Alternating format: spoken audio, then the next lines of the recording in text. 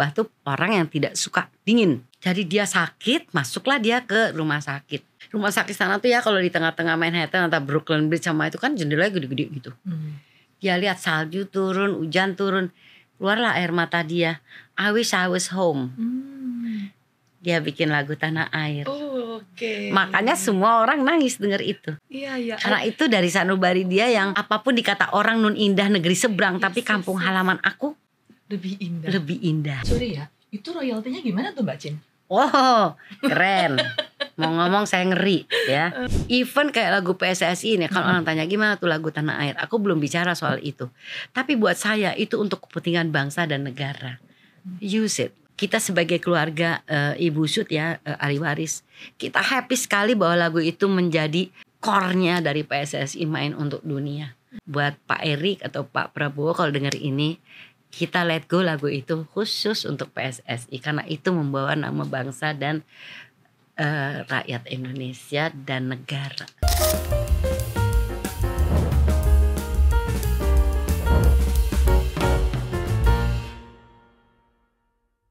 Senang sekali saya dapat kembali menjumpai Anda. Siapa yang tidak kenal dengan Ibu Sud, seorang wanita pencipta lagu anak-anak dan juga pencipta lagu nasional.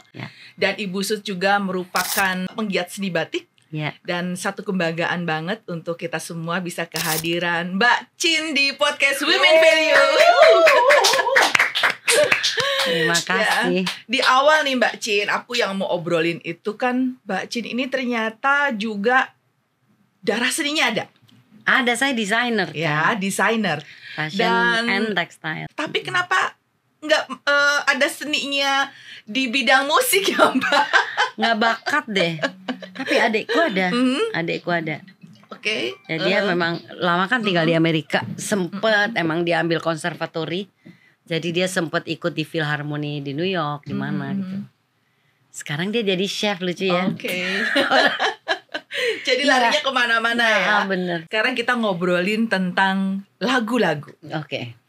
Lagu yang paling sekarang ini sering didengar adalah lagu Tanah Airku. Dan aku aja kalau denger lagu Tanah Airku, pernah aku suatu hari lagi tugas di luar negeri. Udah hari ke-14, terus kemudian aku diundang sama Duta Besar Washington DC mendengarkan lagu Tanah Airku. Itu rasanya pengen pulang. Nah itu ada ceritanya. Ya, terus kemudian Timnas PSSI ya. PSSI Gila. Tim Indonesia menang gitu loh ya. Menang kalah nyanyi lagu itu. Lagu itu.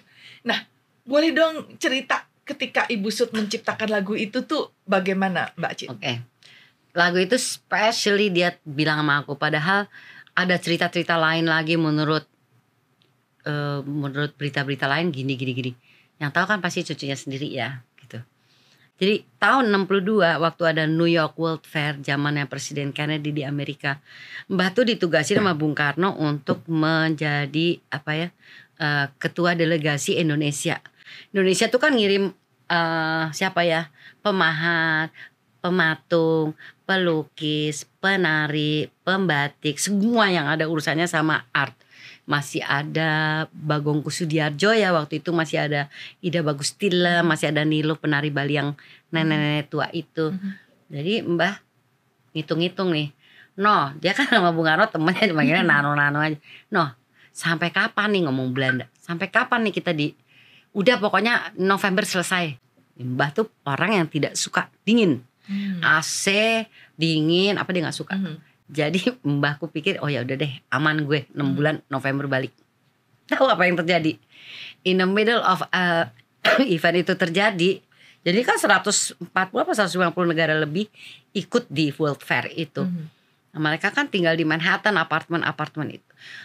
Sukses kan? Sukses luar biasa. Dan I think it was the first event of World fair yang sebesar itu yang Amerika bikin. Jadi diperpanjang sampai Februari. 3 bulan. Mbakku nelfon Bung Karno, aku mati loh kalau tinggal sampai Edward Dot katanya, kalau ditinggal sampai tot Februari wil dit dulu. Gimana kamu gak mau, kata Bung Karno. Kamu tuh ketua loh. Tuh delegasi harus selesai sampai acara selesai. Ini yang memperpanjang pakaiannya di sendiri kan. Mbak gue diem aja, bener. Dia kena sakit pneumonia atau apa pokoknya. Aku ingat karena dia pulang ngoleh-ngolehin aku boneka black baby, black African baby. Jadi dia sakit, masuklah dia ke rumah sakit. Nah, ya winter ya namanya juga, mulai hujan, mulai ada salju dan dia lama 2 minggu kali di rumah sakit. Rumah sakit sana tuh ya kalau di tengah-tengah Manhattan atau Brooklyn Bridge sama itu kan jendelanya gede-gede gitu. Dia lihat salju turun, hujan turun, keluarlah air mata dia. I wish I was home. Dia bikin lagu Tanah Air. Oh, oke. Makanya semua orang nangis denger itu. Iya. Karena itu dari sanubari dia yang apapun dikata orang nun indah negeri seberang, tapi kampung halaman aku lebih indah.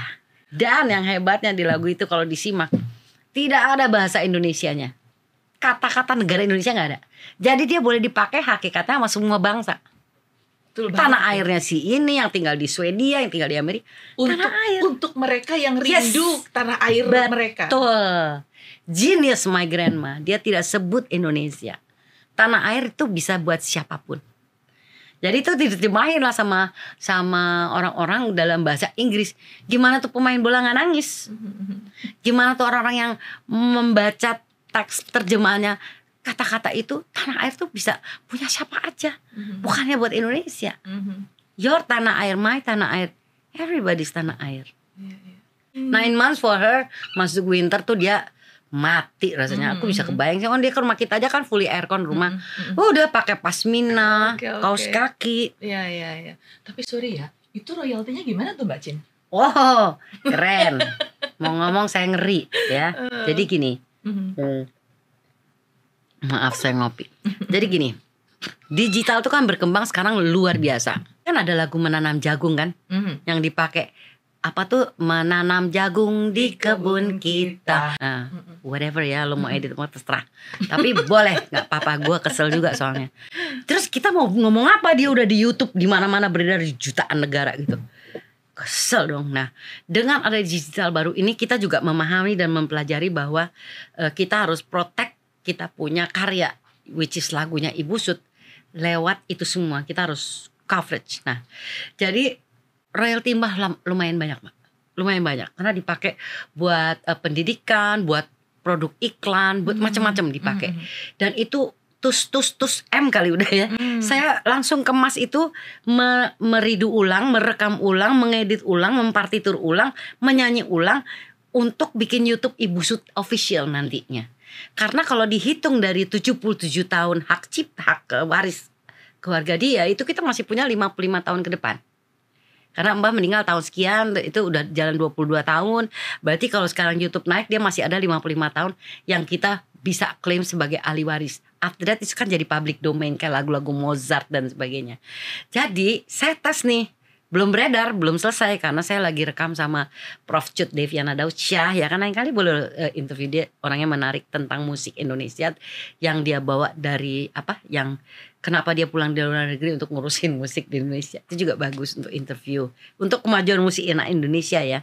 Nah, jadi saya minta tolong dia, ayo Cut bantu aku. Jadi dia sekarang udah merekam hampir 20 kali ya lagu Ibu Sud untuk kita masukin YouTube. Tapi kan di meantime aku sering buka-buka, kok lagu Mbak jadi ngaco gini nih, kata-kata dipakai buat apa kali. Tetap yang arah-arahan ke situ yang saya maksud tadi. Terus yang ngurusin ini orang dari KCI Hak Cipta, sebentar ya Bu, oke, cek dia buka, Ibu buka lagi, udah mute. Jadi kita bisa mute.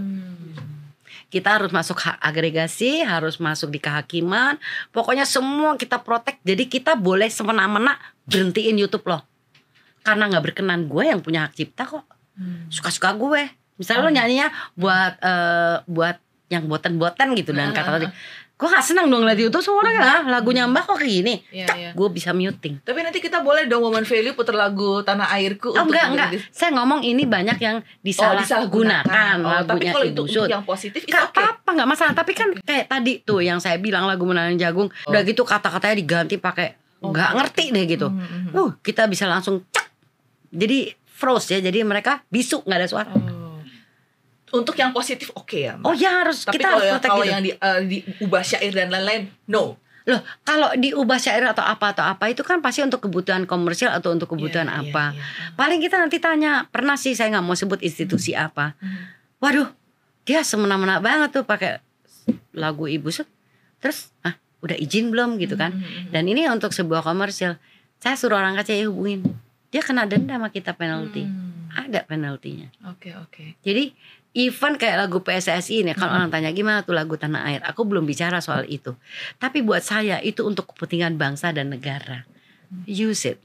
Because orang udah gila sama tuh lagu, dan itu udah kayak jadi matadornya PSSI.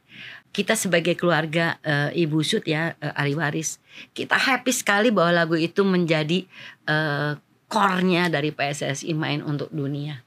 Dan kita senang sekali, dan buat Pak Erik atau Pak Prabowo kalau dengar ini, kita let go lagu itu khusus untuk PSSI karena itu membawa nama bangsa dan rakyat Indonesia dan negara. Keren. Kalau sebagai cucunya Ibu Sut sendiri, Mbak Chin hafal gak sih berapa lagunya? Hafal semuanya. Coba. Kan kamu gak tahu sekolah tahun berapa, tapi kita kan waktu kecil kan lagu wajib itu di sekolah 90% lagu Ibu Sut ya. Jadi bener kan? Jadi kita harus hafal. Banyak cerita, tiap lagu dia ada cerita. Kalau kamu mau cerita nggak kelar-kelar. Yang paling ini dong, yang paling yang paling berkesan buat Mbak Chin sendiri sebagai cucunya Ibu Sut itu lagu yang mana? Semua. Jadi gini, jadi lucu. Kayaknya Ibu Sut udah meninggal waktu itu.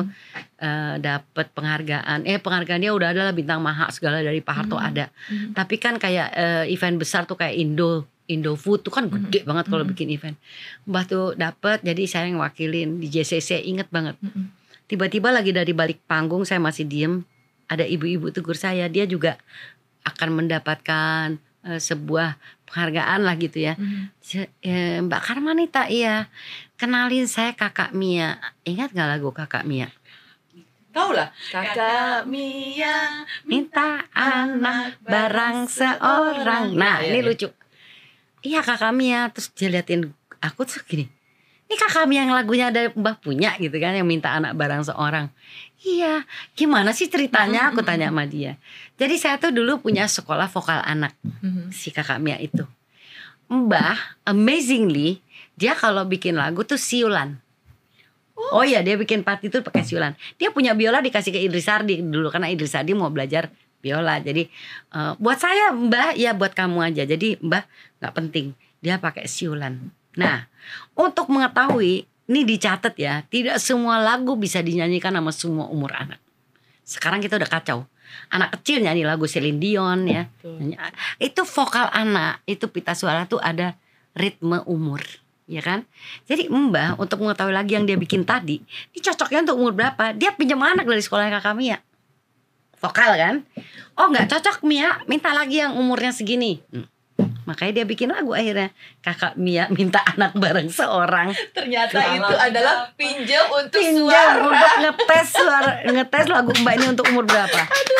Itu amazing. Itu jadi tahu itu ya, ceritanya. saya juga nggak tahu Kakak Mia.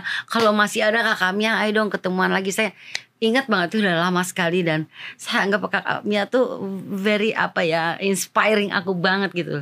Dan Mbak nggak pernah cerita yang itu, dia cerita. Semua lagu dia. Mau tahu titik hujan? Tadi kamu bilang aku OKL. Nah, Mbak Kakung gue emang OKL banget. Jadi Mbak Kakung tuh kerjanya pergi ninggalin my grandma. Tapi Ibu Sut tuh kayak tomboy orangnya, nggak model nenek-nenek gitu, enggak. Dia di rumah tuh selalu celana panjang. Jadi kalau hujan deras atau bocor terus nungguin ada yang ngurus, enggak, dia naik genteng dibetulin sendiri. Dia bawa tangga, dia naik genteng, dia benerin sendiri. Dia bikin lagu tik-tik hujan. Oh, jadi inspirasi kehidupannya semua keren ada. Banget ya. Apapun yang dia bikin. Kayak Delman dan apa, karena dia besar di Sukabumi. Sukabumi kan terkenal sama Delman. Nah, dari situlah. Lagu Kereta Api itu karena saya waktu kecil sama kakak saya itu memang dulu kita lahir di Bandung. Jadi kalau dia nengokin cucunya yang dua ini ke Bandung, dibawa kemana kita? Ke Taman Kereta Api kan, Jalan Merdeka. Jadi dia bikin lagu Kereta Api. Simple kayak gitu loh. Tahun berapa? 59 gitu kan. Kalau Mbak Chin bilang Ibu Sut itu tomboy gitu ya, dia energik. Kalau ada resmi baru dia ya. Tapi aku ngelihat profilnya Mbak Chin. sama. kayak Mbak dia. Cin di usianya yang sudah senior ini masih kelihatan cantik loh. Bahkan Alhamdulillah. lebih berdandan muda dibandingin aku. Aku kan nggak dandan ya. Nah, boleh dong cerita gimana bisa sesehat ini di usia yang sudah Disuntik senior nuklir ini? deh awet muda.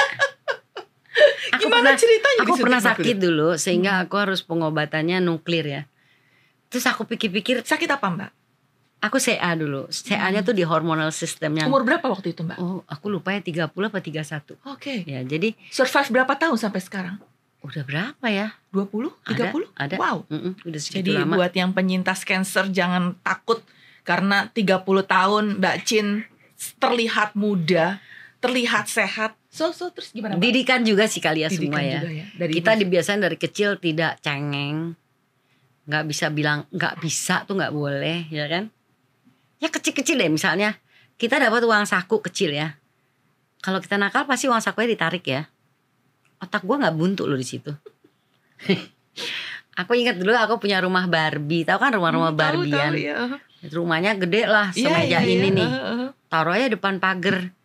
Gue dari situ bikin perpustakaan. Karena kita selalu belanjanya buku. Dari kecil tuh buku.